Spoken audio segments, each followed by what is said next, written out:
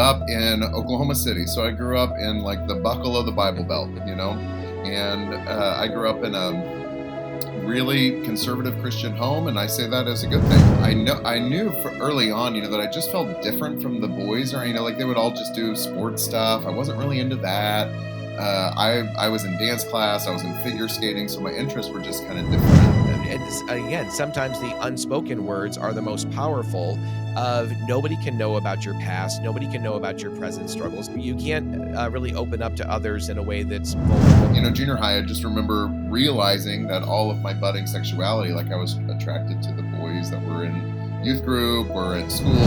I, as an individual, I, as a son of God, for women, those women, those daughters of God, we are responsible for our own spiritual well-being. On the outside, I'm like the most likely to succeed. I'm the Bible quiz champion, youth group leader person. And on the inside, I have this, increasingly like highly developed sexual fantasy life. Just tears will be running down my face as I think like, oh, I feel so locked up inside, but I can't talk about what's so heavy on me. And we start really supporting one another. We wind up having this incredible group of support and care where we can live out James 5:16 of confessing our sins. And I remember one time just kind of waking up from sleep and thinking about all this, and just the language dropped in me. It's like, oh, I guess this is what it is to be gay. So I came out of the closet, came out to my family, and I remember sitting down with them and just saying, hey guys, this is the hand that I've been dealt. There's something so revolutionary about being in an imperfect but a godly environment. The source is Jesus, and He will always make a way.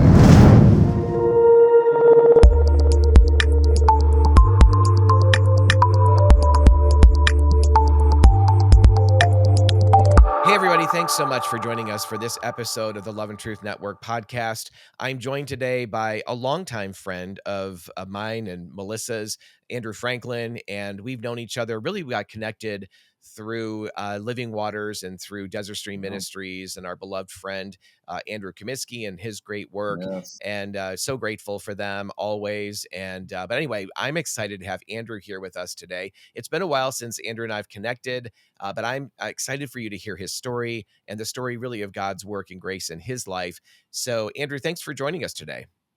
Yeah, so good to be with you. Yeah, it was crazy when we were just catching up, talking about your kids being teenagers now. And I remember them when they were tiny, and you remember my son when he was tiny, That's and right. now he's 10. It's wild. I know. Time just flies by, and especially when you're involved in ministry and I don't know, just things of the kingdom.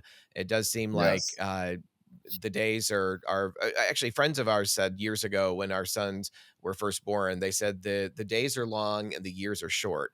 At first I thought, well, that's kind of a weird. No, it's actually perfect. That's so It's true. so true. But the beautiful thing when you're doing kingdom work too, it's like all the time can go by, and then you see each other. It's like not a day has gone by Yes. because you're still just doing the stuff. It's a really beautiful Yeah, thing. that's so true. Well, hey, we're so glad that you're here, and our audience, both those that view our podcast as well as those that are listening in, are accustomed to just hearing our guest stories and how they came to faith in Jesus, what life looked like beforehand, and what life has looked like afterwards. So, would love for you to share with us.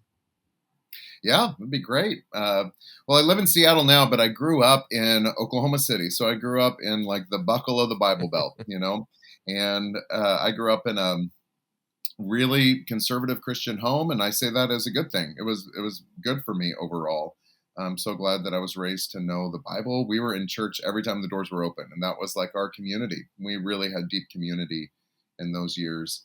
But so for me in that environment, I knew for early on, that I just felt different from the boys, or like they would all just do sports stuff. I wasn't really into that. I was in dance class, I was in figure skating, so my interests were just kind of different, and so I had some good boys who were friends in church, but I was more comfortable around girls, and that just kind of continued. Until I hit puberty, junior high. I just remember realizing that all of my budding sexuality, like I was attracted to the boys that were in youth group or at school or whatever. And, everyone was talking about me, like asking girls out or something, but that wasn't really an interest. I just would do it because I felt like that's what other people were doing. Um, and I remember one time just kind of waking up uh, from sleep and thinking about all this, and just the language dropped in me. It's like, oh, I guess this is what it is to be gay. I mean, that means that I'm gay. Mm. But I'm in this church environment. I think, hey, I know, and what I've experienced is if people deal with this stuff, they get gossiped about, they get made fun of. Everyone's speculating about what their stuff is, and I don't want any part of that.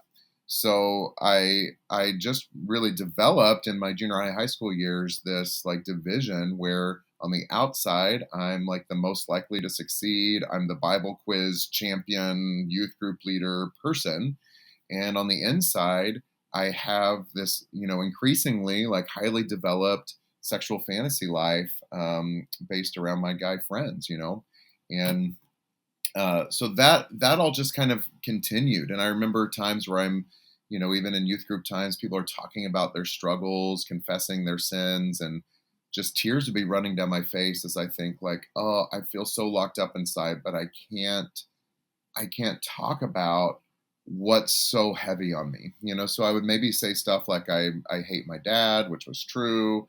I could confess some things, but then there was these other parts as like I can't let this be known. Meanwhile, I'm asking God to take it away. I don't want to be dealing with any of this, and God seemingly to me is just not answering my Mhm. prayers. Uh, so this all continues. I felt called by God to be in full time ministry, and which I am now. But at the time, like I feel this thing, but I have all these secrets, and then I get an opportunity to go to University of Oklahoma and study musical theater, and I thought, well, maybe that's my mission field, and I'm going to bring Jesus into the arts community. But I get in there, and because I have no idea who I am, and I'm in this environment where my whole thing is pretending to be other people. That's the whole career. It was a bad setup for me, and so I increasingly just got into party scene. Within 6 months or so, I came out of the closet, came out to my family, and I remember sitting down with them and just saying, "Hey guys, this is the hand that I've been dealt. Like I can either keep suppressing who I am, or I can just own my desire to be happy and go seek happiness how I see that I can." And they at that juncture said, in their very simple Christian Oklahoma way, like, honey, we think you're struggling with sin. Like everyone struggles with Mhm. sin, and we can't just live in sin. We submit it to Jesus. And I thought, not interested in that, people. So I just dove into that party scene, and um, eventually I moved to New York, and I was pursuing musical theater there. But I started to see, especially when I moved there and everything I wanted was at my fingertips, just how much I was not faithful to my boyfriends. I was disrespectful to even friends, and I was a backstabber. Just I started being uncomfortable with the person I was becoming, and that all kind of culminated in a night where I partied, woke up the next morning, didn't remember what happened. This was all kind of normal at the time, and we would just kind of commiserate, my friends afterwards, like, oh, the crazy things that happened last night. But what I found out is that I that night before had done several really disrespectful things to my friends, and then I had come back home, and there was a party at my apartment, and I had tried to coerce a guy at this party to have sex with me, and I found that out. I didn't remember it. I found it out, and so that was how God finally like confronted me with who I was when my guard was down. I didn't remember this, so this was like when my subconscious is Mhm. coming out, kind Right. of. I'm a person that is not trustworthy, that's hurtful, and can be so damaging. And I didn't know what to do with that. And none of my friends in my party scene and theater scene knew what to tell me. And so it made me think maybe all the things that the Christians had been saying was true, just in that maybe this is destructive. But I didn't really know. So I dug this Bible out from under my bed. My mom had shipped me my Bible and some Christian books. And I shoved them under my bed in my little apartment in Hell's Kitchen, And I opened the Bible, and I'd been in the Bible so much growing up, but always just for information. It was to do the Bible quiz thing, or whatever. But I'd never read the Bible out of like a deep desperation for God to save me out of, I didn't even know what, but Mhm. just to save me out of what I knew was destructive for me. And so I would read the Gospel of John, and it wasn't even about the information coming in. It was just like I would just cry, like I just would weep, knowing like I needed God to meet me. And I remember reading about the woman at the well, and this woman who'd been in bad relationship after bad relationship after bad relationship, and has one conversation with Jesus, and something changed in her. Mm. Remember reading about the man who was born blind in John 9, and he had this condition that he didn't ask for. He didn't know why he had it. And he had one conversation with Jesus, and something shifted. And so I was ruminating on all this. And I remember going home one day from work on the subway, and I just came under what I now would say is conviction. But I knew my heart was racing, and I had to decide if Jesus was going to be everything for me, or if he wasn't, then I just had to stop exploring it, because it was like it was too much for me. And so I went back to my little apartment room and hit the ground, and I just said, "Okay, God, I'm yours if you'll take me." And just those simple words, that's all that I had to Mm. say. And the presence of God just washed over me for the first time in my life. And I heard God speak to me, which I didn't even really have language for that, but I knew in my spirit, the Holy Spirit just saying to me, uh, as God looking at me and all of my stuff and my sin, and God said, "Andrew, I'm not mad at you." And that was so far beyond even just the party weekend that I'd had. It was about, from the time I was 4 or 5 years old and felt different, felt like there's something wrong with me. And God just like securing me in love, Mm. Right. in this really deep way. And I remember after that, like talking to some friends, who were saying like, yeah, like how are you going to navigate the being gay and being a Christian? I was like, I don't know. All that I know is that like I gave my life to Jesus, and so I've got to figure this out. So then long you could lots of details later, long story later. I get pretty quickly within a couple months. I have an old family friend that put me um, in touch with Stephen Black, who's a guy who just has walked with people struggling with sexual sin for years and Yeah. years. And I'm sitting in his office back home where I grew up in Oklahoma City. And I remember him asking me, "Hey, can you tell me what your struggle is? This is my whole calling, is to help people and whatever their struggle might be. What's going on? Where do you need help?" And I started trying to talk. And he cut me off after a minute or two. He said, "Andrew," he's like, "you're shaking really visibly, and you have red blotches all over your neck and your face. Are you scared? Are you scared to talk to me?" And I was like, "Yeah, I'm terrified to tell another Christian all this stuff that I just thought you don't say to Christians." And then he just broke in and he said, "Why don't I tell you why I'm here?" And he shared his story with me of his own struggle with his sexuality and addiction, and recovering from abuse and hurt, and how Jesus had met him in these Mm. places. And I'd never heard a Christian just speak so candidly about their actual need for a savior, and the way Jesus had met them in their mess. Mm. And then he said to me, he said, "Andrew, there's reasons why you've done the things that you've done.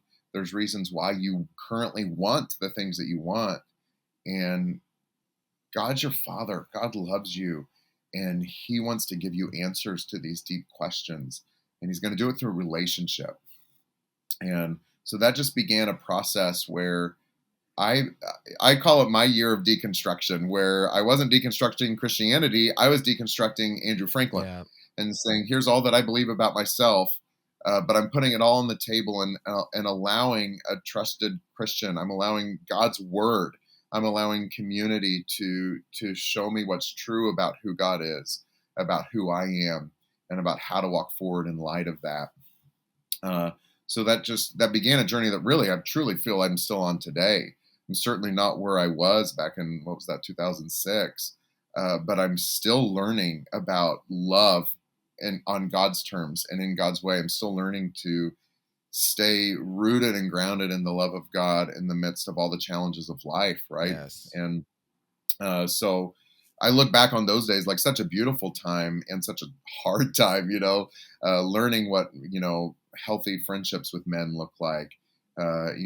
Some years later, starting to learn how to love and honor women around me, and particularly my wife Jordan, that I eventually met at church. All these things part of the journey. Now we have 4 kids, and none of those things are a place where it's like, oh, and at some point in there, I just arrived and I had no more problems anymore. I've had problems all along the way, and life brings up new problems, right? Yes. And yet, I think the thing that I have just seen in Jesus over these years now is how I increasingly see how much I need and have to rely on him, but I also increasingly see just like how faithful he is when the problems seem bigger and bigger. Sometimes he shows himself to be stronger and stronger, and um, so I just like, yeah, that'd be kind of where my life, my being a husband, being a dad, being in pastoral ministry, just all comes out of the overflow of just the work that God continues to do in Mm, me day by day. yeah. Well, thanks for sharing that with us, Andrew. That's really powerful, and I just appreciate also, your candor. And I just saw Stephen Black at an event a couple weeks ago, so it's fun to bump into him again. And Yeah, but I and you're right that when someone is willing to go first, when someone is willing to say, "Hey, this is where I've been. This is what I've done." I'm reminded of our friend Crystal Renaud Day, who is the founder of She Recovery, and I'm reminded of her story of getting hooked on her brother's pornography when first introduced to it when she was 10 years old and found it, came across it, and over the course of some time, very quickly became addicted to pornography. And it wasn't until she was 19 years of age, and someone who went to church all the time, even used the part of her testimony is when she was volunteering at the church office, she would often any little bit of time that she could get to get on the internet, she's looking at pornography. It was going deeper and deeper into darker things. And it took a young woman a few years older than her, when Crystal was about 19 years old, I believe, that opened up and shared her story with her. But also, this woman, I'm often talking about the fact that Christians need to stop cleaning up our stories. We oftentimes don't tell yeah, our stories at all, but then when we do, we sanitize them so much that they still it sounds almost to people listening who are really trapped in some very dark things that they can't really relate to our story. Now, not everybody has gone through the kind of stuff we've gone through. Some people have come to sure, faith, and thankfully, it's a powerful story in today's day and age to not have gone through the gutter the way that I have, and some of what you described as well. That is a powerful story. But for those of us who have, we've got to stop cleaning up our stories enough that people can really relate to it. And so in Crystal's case, this woman who is a little bit older shared her story and also talked to her about how she had gotten caught up in pornography as well. And it was this invitation for Crystal to say, yeah, me too. And it was the first time that she admitted that, and it was the beginning of life change and transformation for her yeah, because she was yeah, willing. And I think about what Stephen did for you in just helping you kind of settle down and hear from someone first and then be able to share. And it just highlights to me the importance of how we as believers need to be willing for God to take our story, and because ultimately our story is his story, but to take that yes, story and to use it in the lives of others in a way that's vulnerable and transparent. So do you have yes. thoughts about that concept or that idea of greater vulnerability in our lives? Yeah, totally. Yeah, I mean, I think often too, and I know many pastors and people who again have different stories or don't have super loaded Yep. stories, but I think we all kind of tend to think, well, I know that I still have weakness. I know that there's challenges. Anytime I've ever talked to another pastor about the challenges I'm facing, they just laugh and they're like, oh yeah, I get it.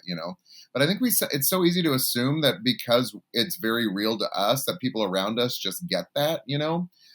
Because now I preach every Sunday, and many Sundays, I would say the majority of Right. Sundays, the specific aspects of my story about where I came from or even gender identity stuff, like that's not necessarily tied into that week. And so, but when it connects, or when I feel like I should share it in some way, I just do, Mhm. and it's all just kind of a normal Sunday to me. Yes. But every time I do, there's this wave of people. It's like I need to talk. I need to talk about it. It's like it like there's this fruit that Yeah. happens, and again, it's not even for me like, oh, the other weeks I'm just masking. I don't think about it at all. And then I'm always shocked when people are like, I had no idea that this was your life or your story. I've never heard anyone in ministry say anything like this before. And now I need to unburden my soul. Now I need to share where I need Jesus that I've never told anyone about. Yes. So it just strikes me how much, again, I don't think anyone with ill intention, I don't even think, I don't think it'd be appropriate for me every week to make it Well, about sure. my That's specific that's right. thing, but just the regularity of us weaving in as we share our lives, we have to share all of our lives, Yep. in varying ways, and the fruit always comes. Seeds take root in the mud. It's like, yeah, we have to create that atmosphere uh, where if they don't see us go first, they're going to assume that our lives are perfect Yes. and their lives are bad because they're the bad people, Yes. or the whatever. Yep, yep. And Um, I can't remember who coined this phrase, but the phrase that more is caught than taught. Yep. The and that is so true. I mean, if we are modeling Yes. a life of vulnerability where when it's appropriate and and oftentimes it's totally fine just to pepper in a little phrase, a little word, a sentence or two about something, even if that week is not about Romans 1, or First Corinthians chapter 6, and people pick up on that like, oh, or even just talking about the challenge of pornography or whatever, sexual sin in general, and as well as Um, greed and whatever else, envy, right? Lots of different things. But as we talk about that, it normalizes not sin. We don't want to celebrate or normalize right. sin, but it normalizes the conversation that we all struggle. And in doing that, it's such a relief for a senior pastor or people on pastoral teams to be willing to crack that open and share, because it gives everybody else permission to be in a messy place. And the only way we can move forward is to really admit where we're at, right? So that has to come out. Yes, I think every pastor wants their church to be marked by humility and honesty and often. I mean, sure, there's pastors out there that don't want that, but I Yep. think most of us do. And yet, I find many pastors that I talk to feel like they don't have Right. permission to share things that aren't, the parts of their life where there has been struggle or messiness. And it's Mhm. like, well, I mean, to your point, it's like, well, you can want a church where other people are honest all day long, but who's going to show them how to do that? Right. And if we aren't doing that as leaders, and then it's like, well, my it would change the way my people think about me. It's like, well, great. I mean, if I was worried about the way people thought about me, I would have never left homosexuality. Right. It's like we can't buy into that thing of like people need to think of me in a certain light because I'm their pastor.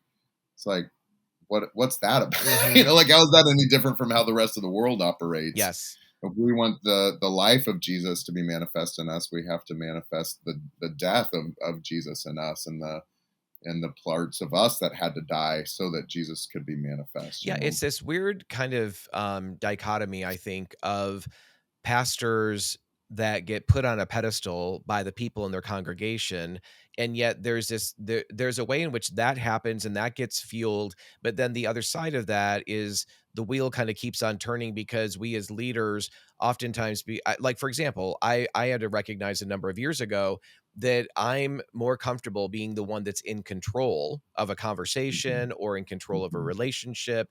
And so I oftentimes, like when I'm not doing well or haven't been doing well, and I feel like, well, gee, nobody's following up with me and no one's really checking in on me and I'm pouring out, no one's pouring into me. But I've trained people to see me as doing mm, well and, like, all the mhm. time, and I'm always the one that gives, and then I'm mad when Yeah, when people are not really checking in on me, but yet I've kind of shaped that. So it's this dynamic of as leaders, ones who have gone to Bible college or to seminary, and we've learned to kind of mask it there in a lot of respects. We put a lot of head knowledge in our minds, but we haven't necessarily experienced vulnerable spiritual transformation or yeah. formation. And so we're not used to, we're being told, or again, sometimes the unspoken words are the most powerful.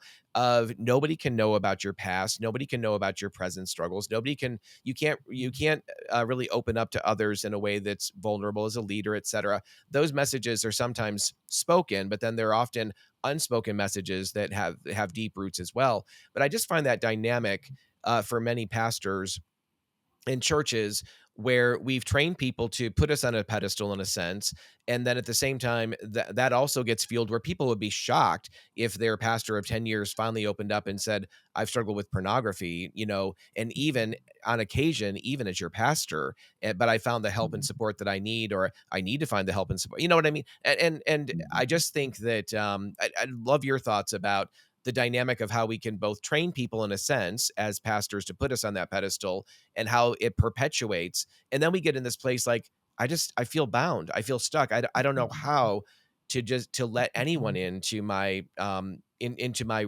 interior life as their pastor and shepherd. Mhm. Yeah, it is hard, and I think there are these realities of like I don't want the people in my church to feel like they are responsible for my well That's being right. or that I'm leaning on them to get my own needs met because I'm not, no one, in my family, my kids need to see me as human, but I'm not asking them to help me get better. I'm not asking them, in that way. So it is hard, and I do think that people have gotten hurt, and I mean, I know for me, people say weird stuff sometimes in the aftermath of those disclosures. It's like, yeah, there's reality to all that. So I think some things that I'm so thankful, the I'm part of this movement of churches called Antioch, but they're uh, but the culture of our movement of churches, I think, is healthy in many ways, one of which being like we all of us pastors have uh, people overseeing and caring, shepherding for us. Like Mhm. we have that structure. And so, I always think like that's part of what can free me to share Yes. with my church because then part of, to your point, like part of what I'm also sharing is like, here's the people that I call when I'm That's struggling. Like right. I called one of our board members. You guys have met these board members. This is who I call whenever I have sin to confess or I'm weak and I need input. I reach out to these people. Here's the people, our elder team. It's like we're on a weekly accountability call, and here's what that looks like. So I'm able to share struggles and then also to share here's how I'm entering into the care of God through the avenues that are here. So I'm not just, I think that can be, and I'm probably done this before, but we can sometimes just throw our stuff out there like it's spaghetti, and then we are leaving people going to like, is he okay? No, no, It's like, exactly, exactly. and so then to say like, here's, in different settings are right too. Like if I'm speaking on a Sunday, I probably need to make sure that I'm giving a whole picture because I'm not going to be having follow up That's conversations right. with people. Yeah. If I'm on a one on one setting and it's someone that it just like there's different levels where different venues where I think different ways of sharing is good. Yes. But yeah, I do think that like and I have certainly talked with pastors, as I'm sure you have, Gary, where it's like they really don't have anyone pouring into them, Mhm. and that is, or they don't have anyone that they could expect to listen or care, Yes. and so I think that's the first step is we want our leaders to know that they know who they can lean on. And sometimes, it might not be so much in a oversight structure. Sometimes, and I've been in seasons where I've had to kind of like ask for that in different ways, Mhm. um, when it wasn't so much knit in, Yep. Yeah, so. absolutely. Yeah, I think a healthy church is a church that kind of expects and prepares for budgets for their pastors to do some maintenance work around counseling, and Mm, and honestly, there are times too, I think that, and I think both you and I know what this feels like to be doing pretty well and feeling like we're growing and we actually are spiritually, but then there'll be something that in some fashion either gets triggered or God puts his finger on something from part of our history, and it can feel pretty painful and pretty devastating, and maybe a lot of temptation kind of rising up around that. And Yes. we need more than just some maintenance in that area. We need to find some real freedom there. So whether that's in a program like Living Waters, or it's some other inner healing program, or maybe a form of spiritual warfare, or licensed counseling, or whatever, that we need to be ready. I mean, I want to be in a church where they recognize that, look, we want to walk with these pastors for the long haul. We want to make sure that they're staying healthy and open and vulnerable and aren't living double lives. I think that the prospect for a pastor in that particular role, I think the pressure to live a double life, and meaning that I present one way, but inwardly there's all this other stuff going on that I don't want to have happening in my life, but I just don't know where to go with it, and Yes. I'm trying to work it out. I think the temptation and the propensity is actually maybe more prevalent in the life of pastors than maybe any other form of career choice or ministry. Yeah, yeah. There's a spiritual warfare Yeah. reality. I think like and then there's also especially like like I said, live in Seattle, where there's been so many pastors with thriving churches have these big public failures, whether it was sexual or Yeah. whether it was just character issues that took whole huge churches, whole movements of churches down. And so there people come in expecting pastor to lead a double Yep. life, and then I know that like part of what the enemy would love is for that to keep perpetuating it more and more. So there is that, and then there's also just a very practical reality. And I'm not like, I don't feel like a victim. Being a pastor is a gift. It's such a Yes. privilege, and just part of the package is like life doesn't stop. Like to your point, Gary, when the triggering things happen, it's not like my kids disappear and my pastoral responsibilities disappear. Life keeps going at this really fast pace. And so when you hit that spot, it's like, whoa, it's so easy to go like, I don't even know where the space would be to pause and really take inventory. How does that Yeah. happen? There's those are just I think some real Right, challenges. right. Well, and let's flip the coin a little bit, and because we were also talking about something, and when you were speaking a little bit ago, I just reminded the fact, certainly we as pastors, I was a pastor for 12 years, on pastoral staff for 12 years, and now leading this ministry. You're a senior pastor. I wasn't even the senior pastor, but have a sense of obviously what that life looks like, and the challenges of it and the joys of it, as you said. Yeah. But I also think it's so critical for so much of my life, and you may have experienced this too. I don't know, having grown up in the church like I did, but for so much of my life, and I think some of what I was saying earlier could almost tilt in this direction for those listening or watching our podcast, in that I might be misunderstood as kind of communicating that an individual's spiritual well-being is on the pastor, like it's their responsibility. Now, there is a way biblically in which pastors, I think, will answer for how they Yeah. pastored. They're not going to answer for all of the responses, to people getting mad about them speaking truth or Yeah. whatever. But Yeah. but but the other side of the coin is, I as an individual, I as a son of God, for women, those women, those daughters of God, we are responsible for our own spiritual well-being. So that what that Yes. means is, I can't just wait for a pastor to set up every program in the church, to set up every Right. possibility of every nuance of something that would be beneficial for me. I need to be actively involved in something I talk a lot about, is pursuing our own bands of brothers, bands of sisters, Yes. those two or three or four other men, two or three or four other women, for women, who are going to walk alongside of us. We're walking alongside of them. And everything is on the table, and it doesn't. The other thing I found is, it doesn't take long, even a matter of weeks, for people to put stuff on the table, sharing our stories, and talking about the hard stuff, talking about the abuse, talking about the sin that we were involved in, talking about the things that have been done to whatever.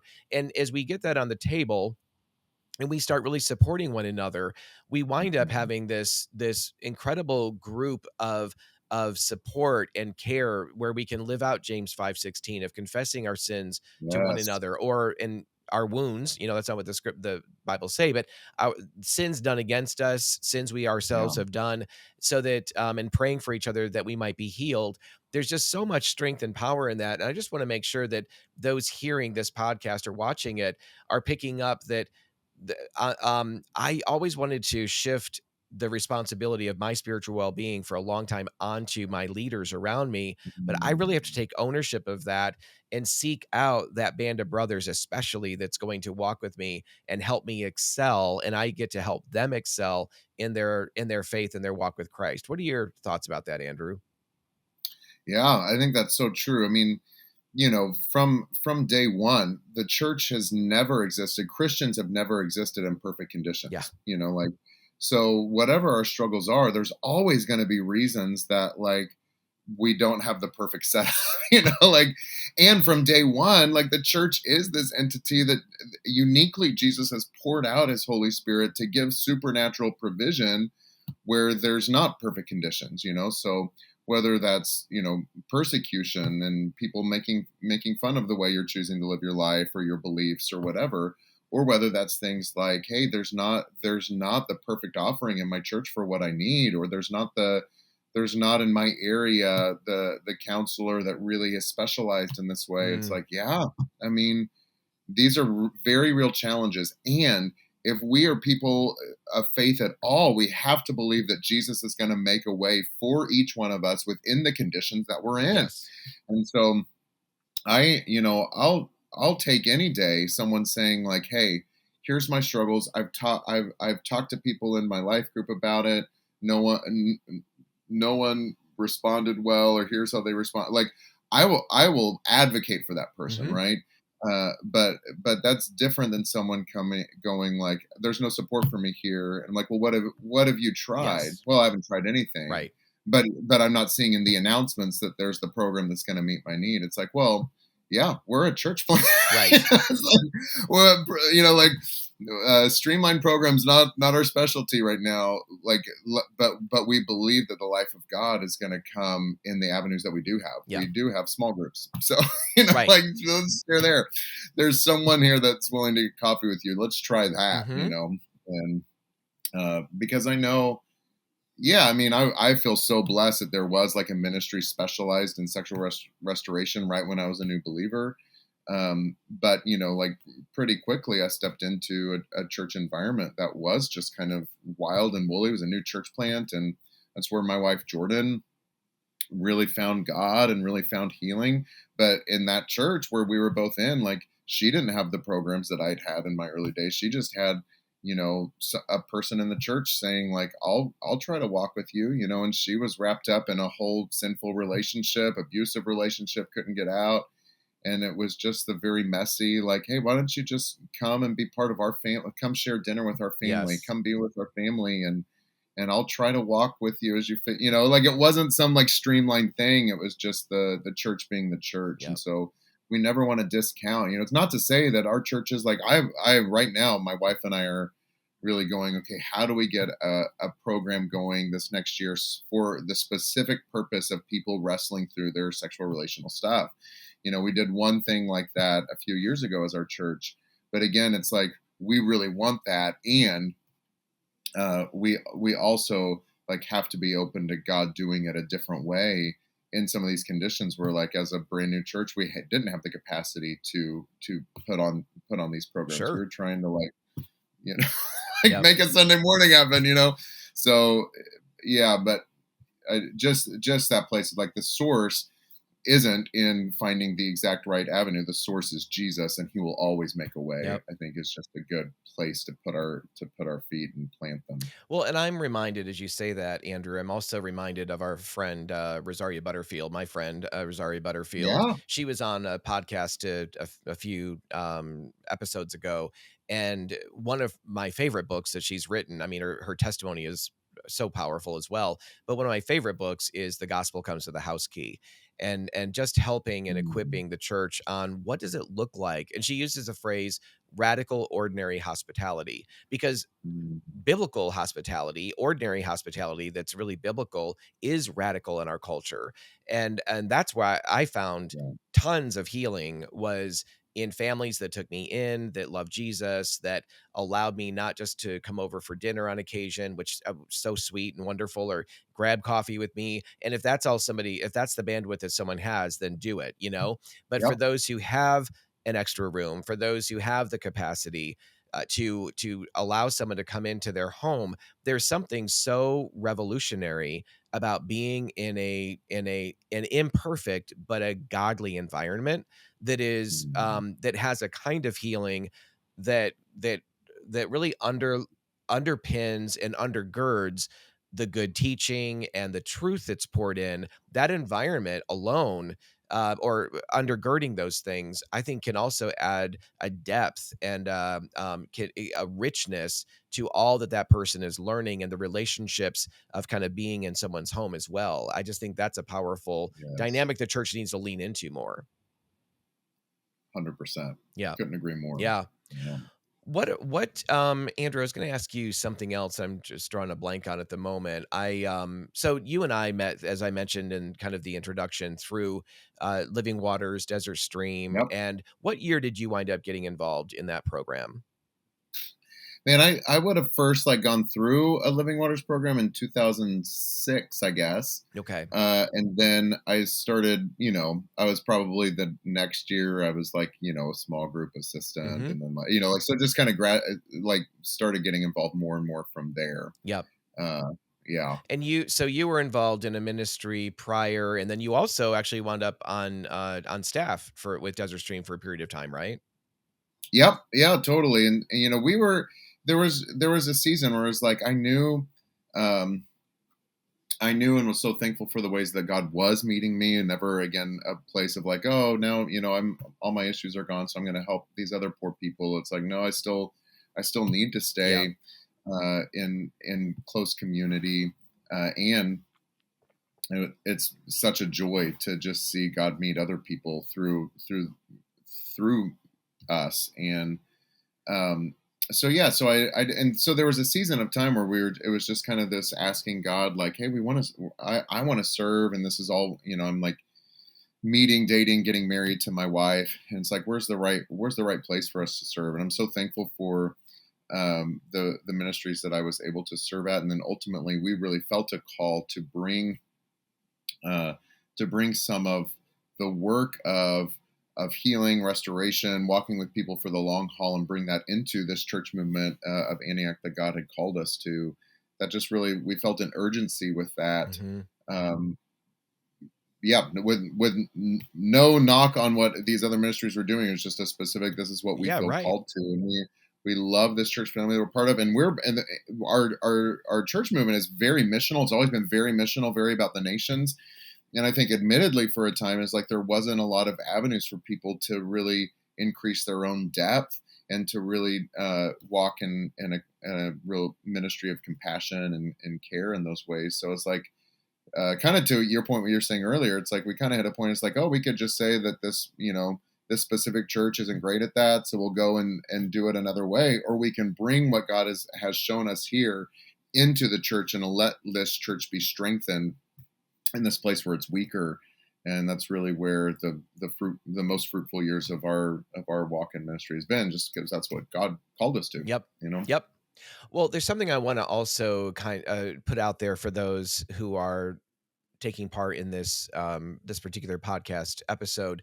And I'm reminded that if there were so many times in my life when I was hopeless, when I just felt like I don't even know, does God even want to touch me with a 10-foot pole? Does he I'm so broken, I'm so gross, I'm so sexually and emotionally leprous, in a sense, and just so unclean. And felt like, is there anyone? I didn't have any personal testimonies growing up in church of anybody else who'd even done, even brushed up against sexual sin, let alone dove in and was so broken. And of course, they were all around me, but no one was talking about it actually. But to my point earlier, But what are your thoughts about how we can how the church can help, how we as individuals can, and this just kind of builds on what we're talking about earlier, but can how can we, if God could come into my life and your life and the hundreds and hundreds of others that Melissa and I and you and Jordan know by name, and people that have come out of both the LGBT world as well as heterosexual whatever fetishes or just brokenness, um we need to get that message out more and more so that people know, look, you're not too far gone.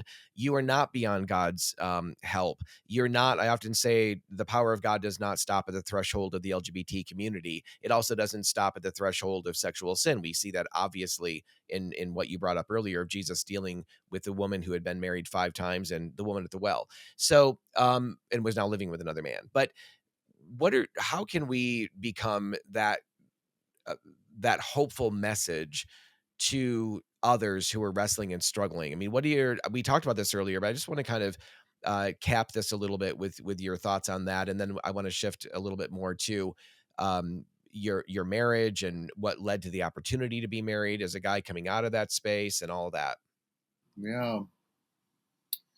Yeah, first story in the Bible after creation is sin entering the world and then shame, you Yes. know, and shame's like such a primal thing, right?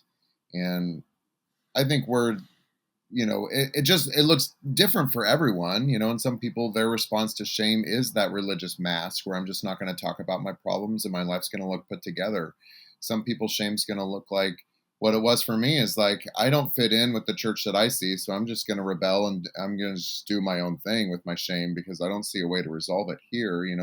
We're all just going to have our own responses to shame. So I do like, I think like all like I guess what I'm saying is like what it shows me that that's the first story in the Bible is just how much shame is a core thing for every single human person.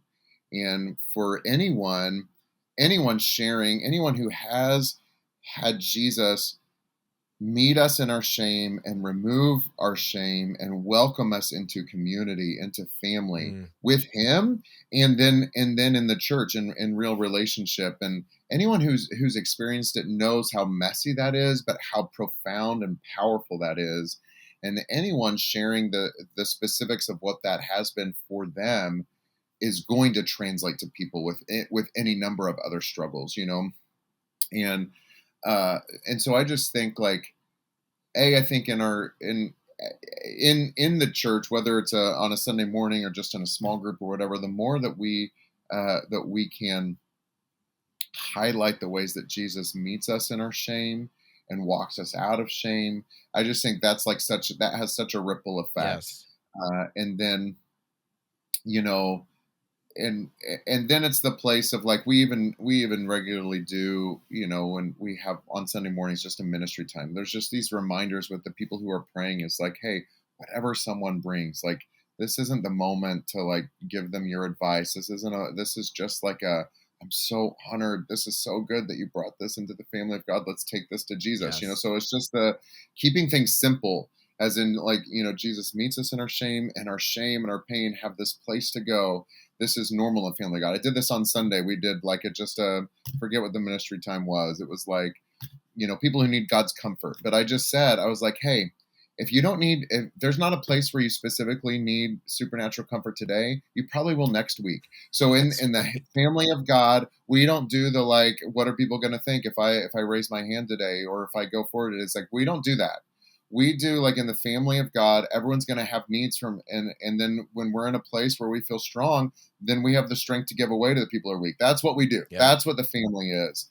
So we just have to like live out and express that like, family of God isn't performancy where we're all just showing what a good job we're doing. Family of God's where the strong people help the people who are weak, and next week it might be that person that was weak last week strong and able to help the other Yes. person. That's Yes. just the rhythm that we're in. Yep. It's normalizing being in need of a savior and having a savior that's going to meet our needs. Yeah, and it's calling everyone to participate as opposed to be a spectator, which is so often, Yes. the kind of the model.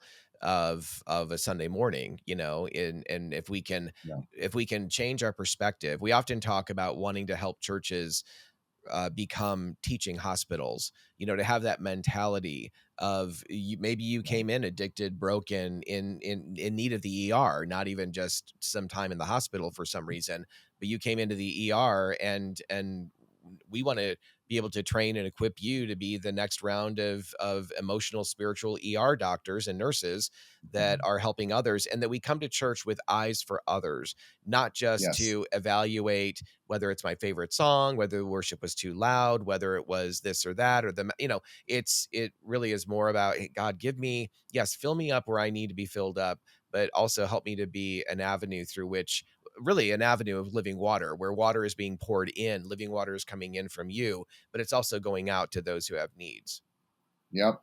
Yeah, we tell our church members from time to time, like, when you come in on Sunday, will you just give your first fruits to God? Will you just, before you talk to your friends, will you just look for someone who you haven't seen before, Mm, who looks uncomfortable, and just go find out their name. so Ask good. them if they've gotten coffee. It's like, just have that first thrust be like, how can I have someone experience home before I just enjoy all the benefits of being home myself? Yes. Yeah, that's great. I love that. And so Andrew, I also wanted to chat with you, as I said a moment ago. So you and I are both married, and you and I Yeah. know other men and women who have come out of the LGBT world to follow Christ. We know plenty that are single and walking with Jesus and serving him in meaningful ministry, but we know a number that have gone on to do what at one time we all thought was probably an impossibility, which Yes. is even to be open to the possibility of marriage to the opposite sex and to Yeah. family and life and those kind of things. Talk a little bit about how what was that like for you, seeing Jordan, kind of getting to know her, and for many of us as formerly gay self-identified men, many of us had really easy relationships with women and as friendship, but had no interest sexually, romantically, or whatever. Talk a little bit about that for you and your process. Yeah, totally. You know, lust always, it looks so different than love, right? Because lust is so like, I need this now and I need this in order to be okay. And when, for me at least, like, the first thing was that I had to let go of that kind of graspy, like, that's what romantic relationship was supposed to be, Mm, was this kind of amped up, I need this person, I won't be okay without him. Like, that's what I think I expect. And I talk to guys all the time who don't come out of homosexuality, and that's what they think relationship is. Like, yes. this girl needs to look like the porn star of my dreams, or whatever. It's Yep. like, what are you talking about? Like, so I think first I had to let go of what I thought like love was, which was all about me feeling thrilled all the time. Yep. And then uh, and then to me it became like learning to see women as other. Like, I'm here and I want women to feel honored through me. They're not my buddies in the way that guys are my buddies. Like, I just had to really establish that kind of difference. I remember when I was single having some times where I would, like, get coffee with a woman. And I think it was kind of awkward. I mean, I was awkward. We're all awkward. But I That's was just right. saying, like, hey, I'm not asking you on a date. I just want to say, like, I just see you as a friend. We're just getting coffee. But I know, like, I'm a man. You're a woman. I don't want there to be confusion here. And these women are like, I never thought we were dating. Something weird. But it was just important for me as much as anything to, like, kind of establish that. Yep. And then, and with Jordan, when I first was in a small group at church and she was there, I didn't think much more of her other than, like, here's just another cool woman. And she has told me many times since that meeting that she was not attracted at all to me too. So it's like, thanks, honey. But it was like it started with us truly as just being friends. But what I started to see was like, I love seeing who Jesus is in this person. And again, I was in community, so I'd kind of be processing with guys that I'm in community with. And I remember a guy that was discipling me at the time just was just saying, like, hey, really, see, like, you guys seem to really hit it off, like, what's going on there? And I said, yeah, I really like her. I don't really want to date her because I really like her, and I feel like if I date her, it's all going to end badly, she's going to get hurt, and I don't want that. And so, and I was like, I don't know if I'm gonna be attracted to her. I don't know if we're gonna be marriage material together. So it's like better to not try than to try and it all and be some like thing, you know. And this guy was just like, hey, don't live in fear. You're not asking her to marry you. Mhm. Like, but why don't you just ask her to get coffee? Like you like being with her. And so why don't you just, so she kind of, we chuckled even today. Like when I asked her out, I said, I don't know if we're more than friends, but would you want to go on some dates? So she's always like, she'll say, honey, remember when you asked me to go on some dates? So I just said, let's go on a few dates and just see if there's more to this than friendship. Yep. And it took a little time. It took time for her too. We were friends, but what we both learned was like that the foundation of our relationship wasn't going to be on like I need to touch this body part of yours immediately. It was just like I love seeing who God is in you, and I want to, and if nothing else, I want to just be an advocate for you to be walking in all that God has for you. But as we did that, I started to see the more I got close to her, the more I wanted to be closer to her, Yep. Yep. and over time that became a desire for physical nearness, and it just developed. Yeah. And so I'm glad that I didn't buy into like because out the gate I didn't have some like sex drive towards her. That I'm glad that I was challenged to not disqualify that because again we're all just so steeped in a lustful culture, right? So we're just so used to that. But in God's design, right, it just makes sense. Like He plants seeds, and over time they grow, right? So like having this thought of like I really enjoy who God's made you to be, allowing that to grow over time, put me in the league with every other guy who is actually trying to have healthy relationship, right? Is that this has to develop over time, and I have to continue rejecting the false counterfeit ways of relating. Yes. So I think that was like a thing for me that I've seen is like, yeah, there was some unique stuff because my unique stuff with women was like women are too much for me, and so I wanted to not come under that. Mhm. So I had to learn to step out in ways that were more uncomfortable for me, and some of my friends were having to rein in what was lust filled in them to learn the way of love. But either way, it's like the way of love is this one step at a time. It's seeing the other person through God's eyes. It's honoring, respecting them, and it's seeing God ultimately put His love for her into me, Yep. which is so different than me deciding what I like, don't like about this person. Yes, yes.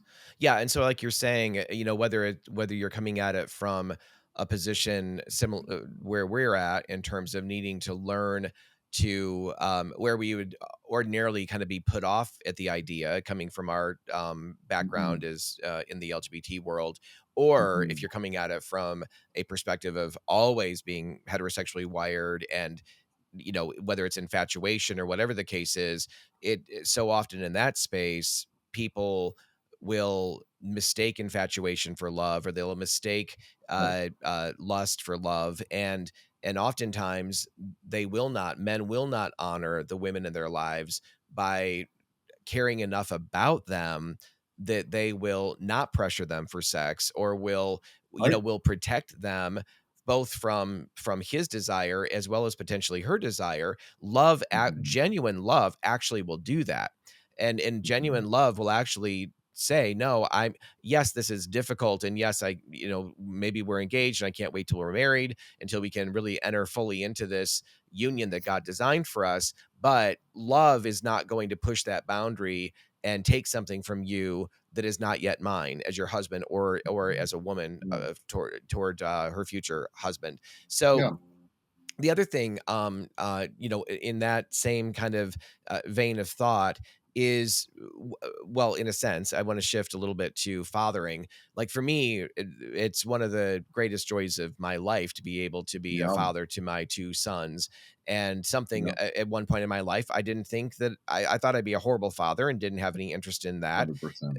and really just kind of put that to the side entirely. And what are your thoughts about fatherhood and just how God has kind of grown you up and matured you as a father? Yeah, it's so wild. Yeah, I agree. I never thought I would be a dad. I never wanted to be a dad. And maybe I said this earlier, but we have four kids now. Oldest is 10 and youngest is 4. Two boys and two Mm, girls. And uh it's so it's so joyous, and it's so hard, and it's so refining, and it's such a place of like, I think parenting more than any other part of my life is just it requires me to stay free and to get set free from performance, because in these kind of close everyday relationships, I'm going to fail every Yep. day, and my kid's going to fail every day, and if I can't accept my failure, I'm not going to be able to accept their failure, and I'm going to put all that stuff on them, right? So it's like it's such a crucible, and every time I, am walking with new parents, there's always this thing of like, oh, this life that we used to be able to kind of tightly control, like there's so much out of our control now. It's like, yeah, this is all Everything's the out of our thing. control. This is us learning that the world's bigger than Yeah. us, right? And so it's been such a joy. It's so funny. Like I have two sons, and they're both like sports fanatics. And I talk to other boy dads, and they're all like running drills with their kids. I'm like, oh, maybe I should. Like, I don't know. Like, never occurred to me. Like they share their sports stuff with me. I'm like, thanks for sharing, son. Right. But it's so healing too. When I do play sports with them, they love it because they can beat me.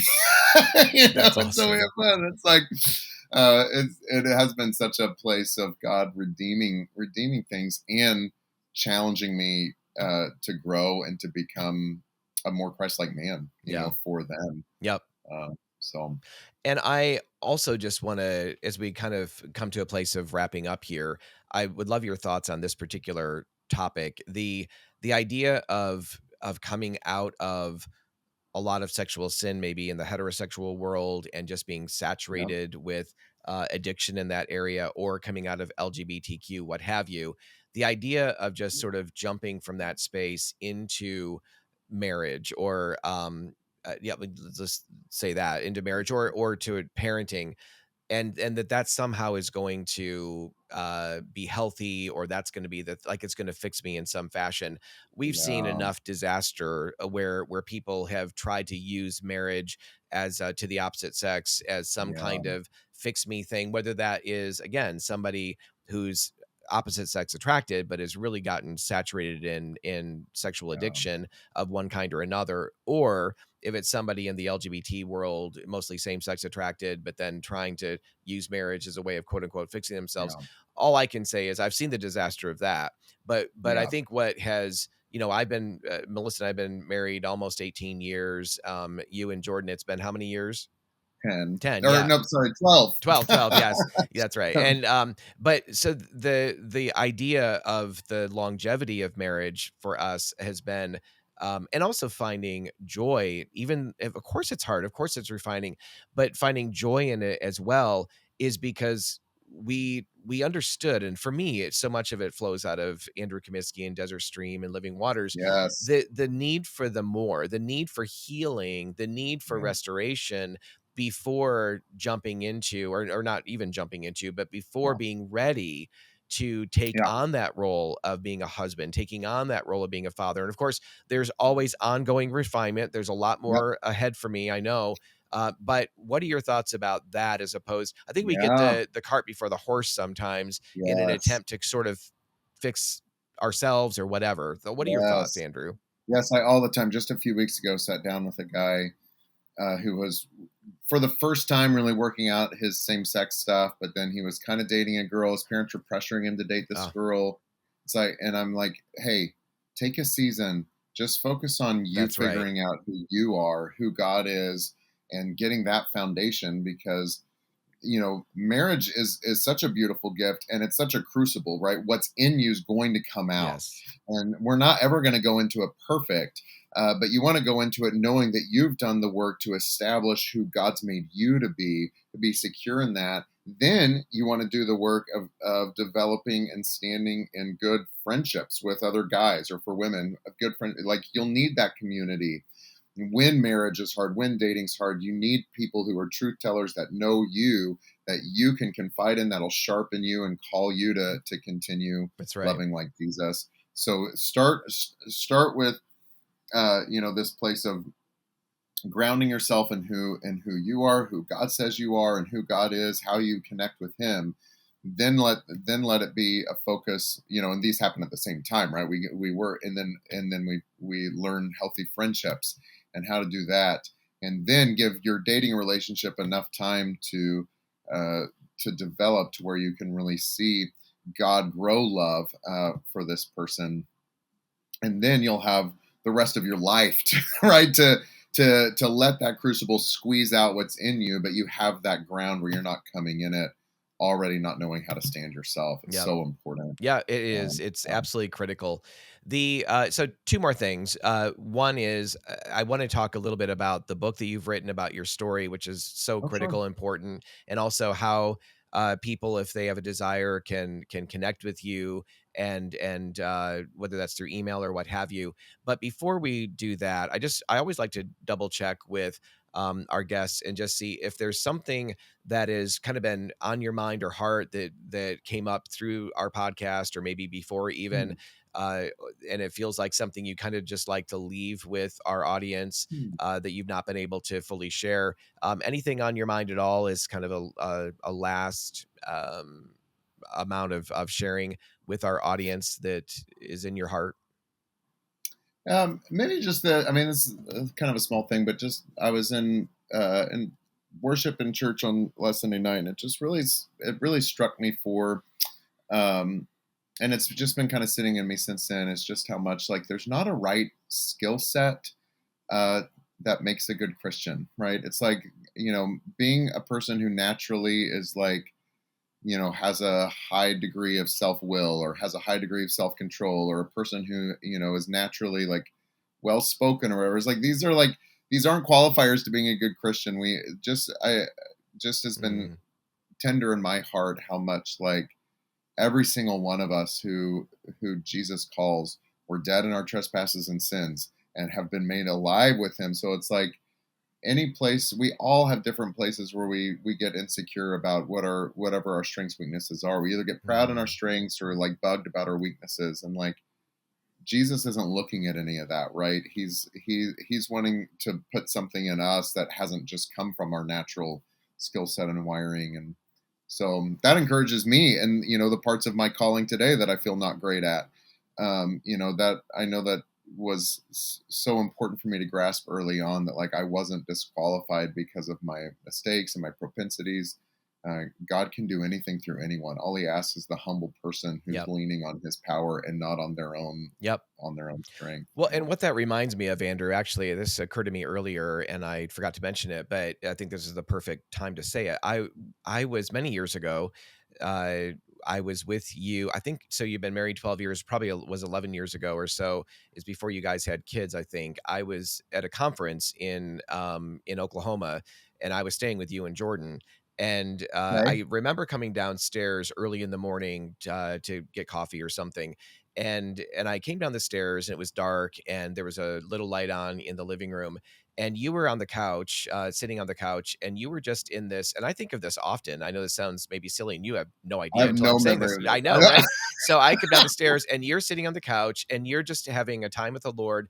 Your hands are, your palms are face up, on your knees as you're just sitting. And what I love about that, and that memory comes back often actually, and what I loved about that was, and it was very, I just remember feeling so comforted in my heart when I saw you, because we're getting ready to leave to go to this conference and you were taking time to be with the Lord. But it wasn't just, and certainly there's a space for digging into the word and learning and growing in that, but there was this posture of openness before the Lord as you were just receiving. And so what you were just describing, like, I think that posture that I came down and saw you in as I went around the corner Mm, into the kitchen, was that openness and that receptivity is what you're describing right now. Like, mm, even with all of our failures, all those places where we maybe not have certain gifts in one place or another, and of course we do have spiritual gifts in other places, but that posture of openness and vulnerability, and Lord, use me in any way that you want to. I amen. just think that really is what, he calls us into, certainly. Yes. And again, that memory comes up, quite often as a point of comfort and as a reminder. Gary, don't strive, for this, but Mm, really rest and open yourself, up to the Lord. So I thank you for that. And again, you have no recollection of that, but that's all right. So because that was just your normal, your normal life and normal posture. So Andrew, before we wrap up the podcast, Sure. what is the name of your book? And it's Yeah, based yeah. on your story. Yeah. So first off, if anyone wants to chat or needs some help support, my email address through our church is andrew.franklin@mosaic.family. So that's andrew.franklin@mosaic.family. My book is called Created for Love, and I think it's on Amazon.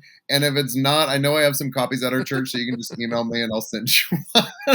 Like I told Gary earlier, I'm very bad about like keeping up with how. Anyway, but yeah, Created for Love. Subtitle is Reclaiming Jesus's Vision for Gender, Sexuality, and Relationship. And yeah, Yeah, I that's know I bought it on Amazon, so as far as I know, it's still out there and available. So, that's so there's an update. All right. yeah. Well, Andrew, thanks so much for joining us. I really appreciate it. And everybody, thank you for tuning in for another episode of the Love and Truth Network podcast. We appreciate you. We hope that this episode is both an encouragement and an exhortation if needed. But we just pray that the Lord would use these words and what Andrew and I were just sharing and openness and vulnerability to be something that bolsters your heart and your walk with Jesus and also with the body of Christ. Bless you. We'll see you in a future episode. We so appreciate the time you've just invested with us in our Transforming Congregations podcast. To join us for future podcasts, dial into transformingcongregations.org/podcast, and we look forward to seeing you in a future podcast.